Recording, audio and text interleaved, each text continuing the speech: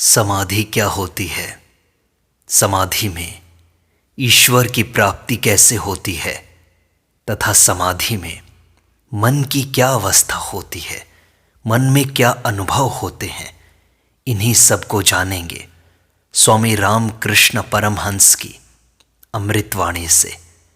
वे कहते हैं, समाधि अवस्था में मन में किस प्रकार का अनुभव होता है जानते हो?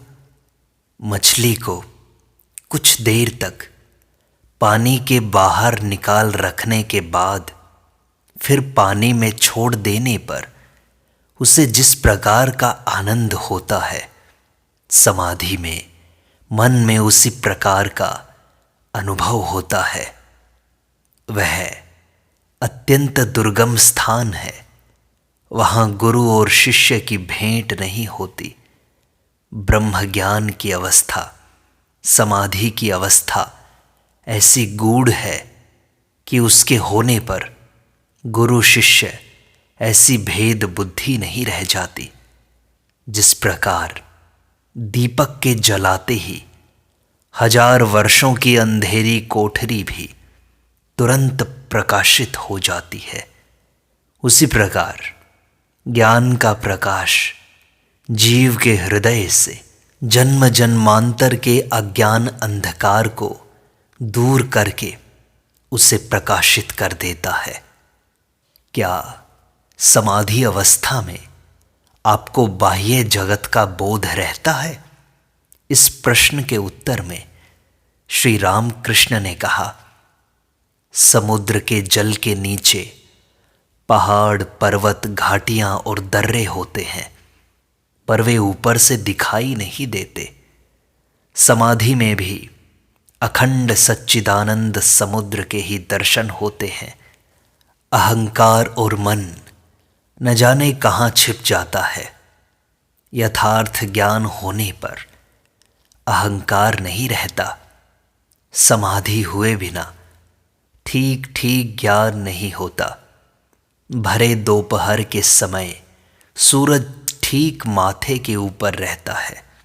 उस समय मनुष्य चारों ओर देखता है, पर उससे अपनी छाया नहीं दिखाई देती। वैसे ही यथार्थ ज्ञान होने पर, समाधि होने पर अहंकार रूपी छाया नहीं रहती। यदि ठीक ठीक ज्ञान होने के पश्चात भी किसी में अहम दिखाई पड़े, तो ऐसा जानना कि वह विद्या का अहम है, अविद्या का अहम नहीं। महात्मा बुद्ध नास्तिक थे या नहीं, ऐसा प्रश्न पूछा जाता है, तो मैं बता दूं, वे नास्तिक नहीं थे। वे अपनी उपलब्धियों के विषय में मुंह से कुछ कह नहीं सके। बुद्ध माने क्या होता है जानते हो? बोध स्वरूप का चिंतन करते हुए वही बन जाना, बोध स्वरूप बन जाना। जिस अवस्था में स्वरूप का ज्ञान होता है, वह अस्ति तथा नास्ति के बीच की अवस्था है। अस्ति तथा नास्ति प्रकृति के गुणधर्म हैं। यथार्थ सत्य अस्ति नास्ति के परे है। ज्ञान अज्ञान दोनों के पार हो जाओ, तभी समाधि में तुम ईश्वर को जान पाओगे। नानात्व का ज्ञान ही अज्ञान है। पांडित्य का अहंकार भी अज्ञान जन्य ही है। एक ईश्वर सर्वभूतों में विराजमान है। इस निश्चयात्मक बुद्धि का नाम ज्ञान है। उन्हें विशेष रूप से जानना ही विज्ञान है। मान लो कि पैर में कांटा चुभा है। उस कांटे को निकालने के लिए और एक कांटे की जरूरत पड़ती है। फिर उस कांटे के निकल जाने पर दोनों कांटों को फेंक दिया जाता है। इसी प्रकार अज्ञान रूपी कांटे को निकालने के लिए पहले ज्ञान रूपी कांटे को लाना पड़ता है। फिर उन्हें पाने के लिए ज्ञान अज्ञान दोनों को फेंक देना पड़ता है। वे ज्ञान अज्ञान के परे जो हैं। लक्ष्मण ने कहा था, हे राम, कितना आश्चर्य है, इतने बड़े ज्ञानी वशिष्ठ देव भी पुत्र शोक से अधीर होकर रो पड़े। राम ने कहा, भाई, जिसमें ज्ञान है उसमें अज्ञान भी है। जिसे एक का ज्ञान है उसे अनेक का ज्ञान भी है। जिसे प्रकाश का अनुभव है उसे अंधकार का भी अनुभव है। ब्रह्म ज्ञान अज्ञान के परे है, पाप पुण्य के पार है, धर्म अधर्म से परे है, शुचि अशुचि के पार है। एक व्यक्ति ने पूछा कि दोनों कांटों को फेंक देने के बाद क्या रह जाता है? तब श्री रामकृष्ण ने कहा, नित्य शुद्ध बोध रूप। वह तुम्हें कैसे समझाऊं? अगर तुमसे कोई पूछे, कहो घी कैसा लगा, तो तुम उसे घी का स्वाद कैसे समझाओगे? ज़्यादा से ज़्यादा तुम उससे इतना ही कह सकते हो कि घी घी के ही जैसा लगा। अब समाधि अवस्था में मन के भाव को बताते हैं। चिड़िया के घोंसले को यदि नष्ट कर दिया जाए तो वह उड़ती हुई आकाश का आश्रय लेती है। इसी प्रकार यदि देह और जगत का बोध चला जाए तो जीवात्मा मानो परमात्मा रूपी आकाश में उड़ जाता है, समाधि मग्न हो जाता है। जीव के मरे बिना शिव नहीं आता, अर्थात जीवत्व के नष्ट हुए बिना शिवत्व प्राप्त नहीं होता। फिर शिव के शव बने बिना माँ आनंदमयी उसके वक्षस्थल पर नृत्य नहीं करती, अर्थात इस शिवत्व अभिमान का भी अतिक्रमण करने के बाद ही समाधि की सर्वोच्च आनंद की अवस्था प्राप्त होती है। कपूर को जलाने पर कुछ भी नहीं बचता। विचार का अंत हो जाने पर समाधि होती है। उस समय मैं, तुम, जगत, इन सब का चिन्ह मात्र नहीं रहता। मन परब्रह्म में लीन हो जाता है। अहंकार के दूर हो जाने पर जीवत्व का नाश हो जाता है। इस अवस्था में समाधि में ब्रह्म का साक्षात्कार होता है। जीव नहीं, ब्रह्म ही ब्रह्म का साक्षात्कार करता है। किसी भक्त के यह कहने पर कि ईश्वर अवांग मनस गोचर है, मन बुद्धि तथा वाणी के अगोचर हैं, तब श्री रामकृष्ण ने कहा, नहीं, यद्यपि वे इस मन के गोचर नहीं हैं, तथापि वे शुद्ध मन के गोचर हैं। इस बुद्धि के गोचर नहीं हैं, परंतु शुद्ध बुद्धि के गोचर हैं।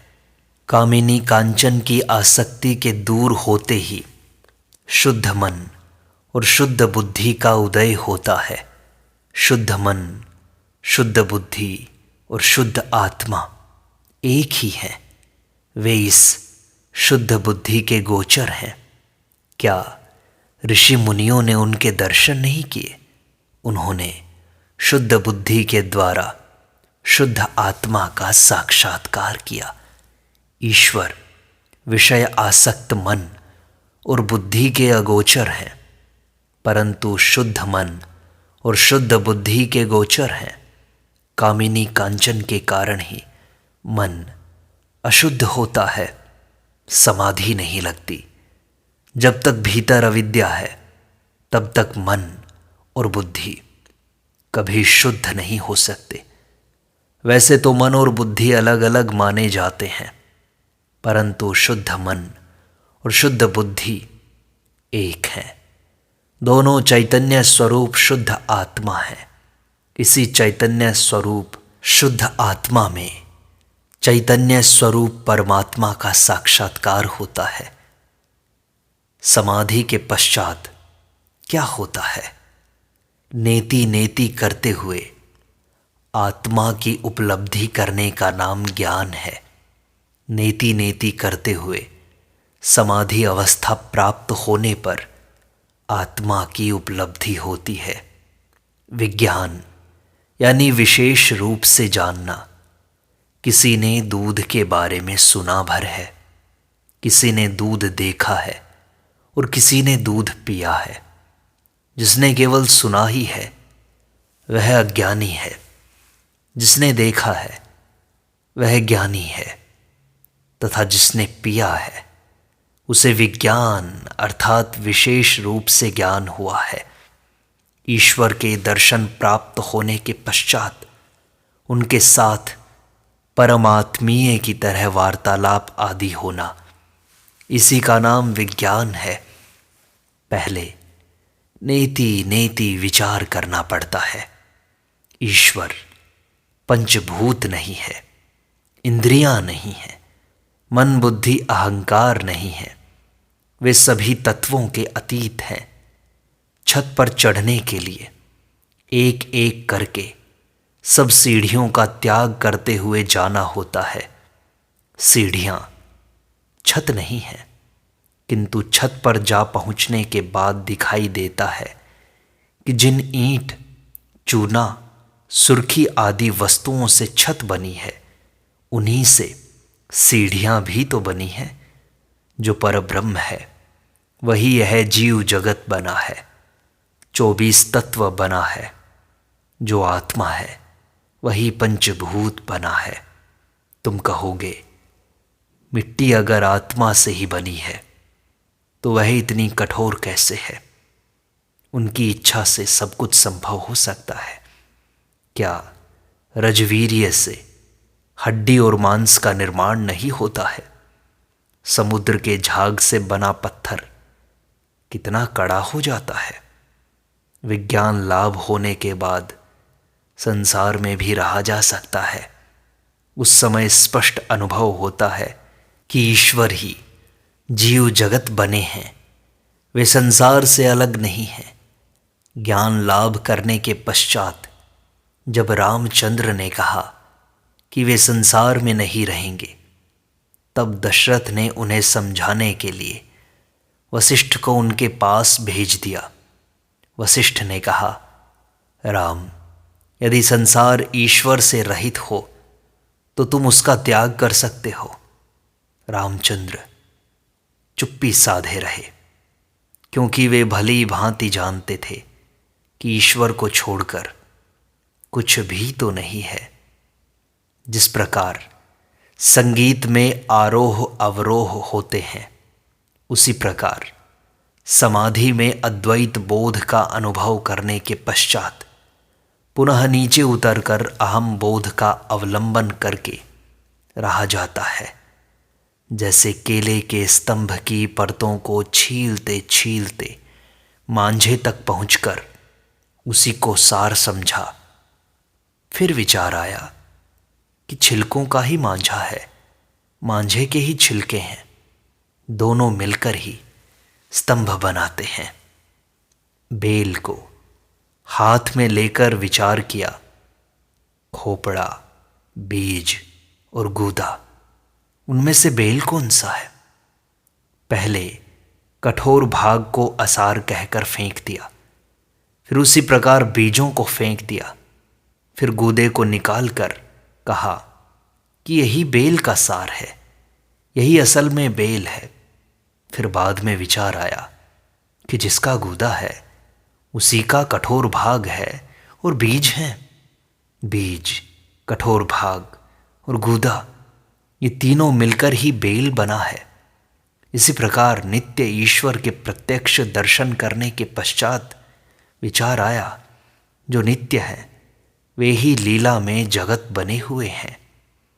एक बार श्री रामकृष्ण ने स्वामी विवेकानंद से पूछा, तेरे जीवन का क्या ध्येय है? स्वामी विवेकानंद जब नरेंद्र नाथ थे, उन्होंने कहा, सदा समाधि में मग्न रहना। तब श्री रामकृष्ण ने कहा, क्या तू इतना क्षुद्र बुद्धि है?